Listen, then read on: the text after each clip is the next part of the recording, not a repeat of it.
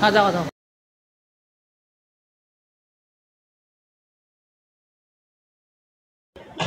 कैलासवासी बळीराम वासुदेव नईबाकर यांच्या प्रेरणेने आणि त्यांनी बनवलेलं हे साई मंदिर आहे। आज हे दुसरं वर्ष आहे की भाई आमच्यात नाही आहेत, परंतु 39 वर्ष या मंदिराला झाली।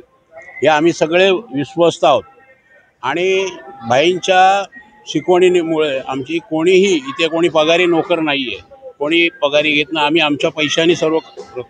आणि हा जो उत्सव आहे हा साई भक्तांच्या देणगीतून त्यांना दिलेल्या आशीर्वादाने सर्व होते। आज 39 वर्षामध्ये ज्या गोरगरिबांना शिर्डीला जायला मिळत नाही ते साई भक्त या ठिकाणी येतात, बाबांचं दर्शन घेतात, बाबा नवसाला पावतात अशी भक्तांचं म्हणणं आहे। आणि म्हणून त्याच भक्तांनी ह्या वर्तकनगरच्या साई मंदिराला प्रति शिर्डी असं नाव दिलेलं आहे।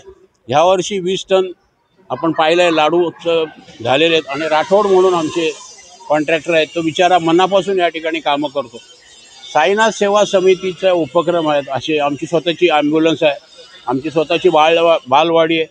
आम्ही लोकांना आजार, कॅन्सर पेशंट असेल, कुठले पेशंट असेल, आमच्या पद्धतीने आम्ही त्यांना मदत करतो। आदिवासींच्या मुलांची लग्न देखील आमच्या संस्थेच्या माध्यमातून केली जातात। आजूबाजूला येऊरमध्ये ज्या शाळा वगैरे आहेत त्यांना वह्या पुस्तकं वाटली जातात। महापालिकेच्या शाळेमधल्या विद्यार्थ्यांना आमच्या साईनाथ सेवा समितीच्या वतीने आम्ही त्यांना वह्या पुस्तकं वाटवण्याचं काम करतो। आणि अशा पद्धतीने या ठिकाणी सकाळपासून 3 दिवस 12, 13, 14 होम हवन चालणार आहे, यज्ञ होणार आहे। आणि ह्या सगळ्या गोष्टीमध्ये बाहेर जत्रेचं स्वरूप येतं। इतर ठिकाणी आपण पाहिलं असेल की जे बाहेरचे बसतात लोक त्यांच्याकडनं पैसे घेतात, परंतु आम्ही कोणाचाही चहा पित नाही, पैसे तर सोडा, पाणी देखील कोणाचं पित नाही, कारण आमच्या भाईंची आम्हाला शिकवण आहे। आमचे अध्यक्ष मंगेश नईबाकर आहेत, ते आता बाहेर गेलेले आहेत।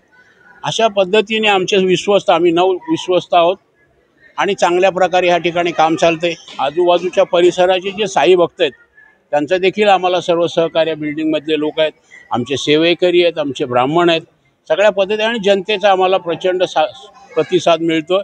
तर आपल्या सर्वांच्या माध्यमातून मी साई भक्तांना आवाहन करीन की आपण ह्या 3 दिवसामध्ये या ठिकाणी कार्यक्रमाला बाबांची 14 तारखेला पालखी प्रचंड प्रमाणामध्ये मोठी पालखी निघते। त्या पालखीचा आणि दर्शनाचा आणि प्रसादाचा, लाडूच्या प्रसादाचा लाभ साई भक्तांनी घ्यावा हे मी आपल्या सर्वांच्या वतीने सर्व साई भक्तांना विनंती करतो, नम्र आवाहन करतो। आणि आपल्याला पण धन्यवाद देतो की आमचे हे सर्व कार्यक्रम आपण जनतेपर्यंत पोहोचवता।